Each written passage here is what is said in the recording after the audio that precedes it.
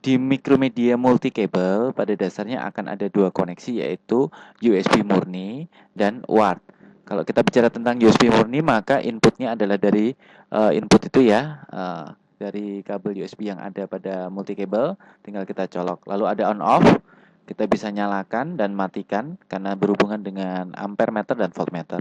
Volt akan mengukur dari sumber, sedangkan ampere meter nanti akan menghitung konsumsi, jadi bisa dipantau juga konsumsinya. Nah, kalau saklar ini adalah saklar untuk head, untuk resistansi ya. Kalau kanan adalah download mode pada Samsung, ya. Apabila kita lepas, maka ini adalah tanpa hambatan, ya, pure USB. Kalau kita ke kiri, maka ini adalah untuk spectrum mode, ya, dan beberapa platform lainnya ya. Oke. Nah, eh, sedangkan untuk UART, kita akan berbicara tentang input bukan dari kabel yang tadi, tapi inputnya dari mini USB. Jadi kita perlu uh, menggunakan kabel eksternal mini USB biasa ya, kayak kabelnya BlackBerry Bold itu ya. Jadi seperti ini ya, ini kabel mini USB biasa.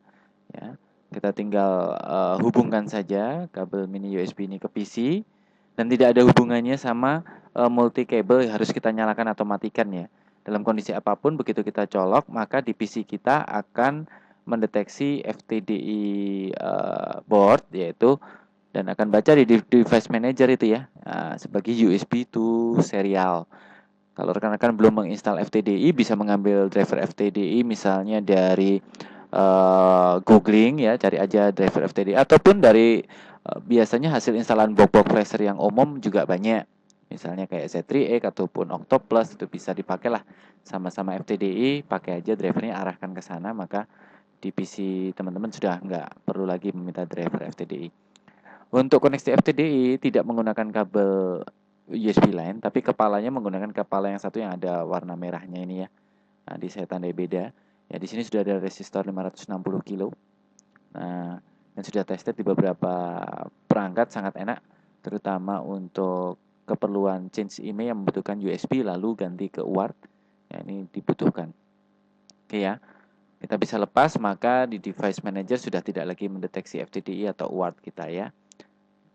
Oke. Di saklar ini tidak berhubungan sama sekali dengan UART. Kalau kapanpun kita mau UART, tinggal kita colok aja mini USB dan headnya menggunakan head yang berwarna merah. Ya. Oke ya. Bisa juga kabel ini juga dipakai pemantauan waktu koneksi, maka akan ada konsumsi sehingga membuat kita lebih nyaman pada waktu proses flashing ataupun kita mengetahui perangkat ini merespon atau tidak, terkoneksi dengan baik atau tidak.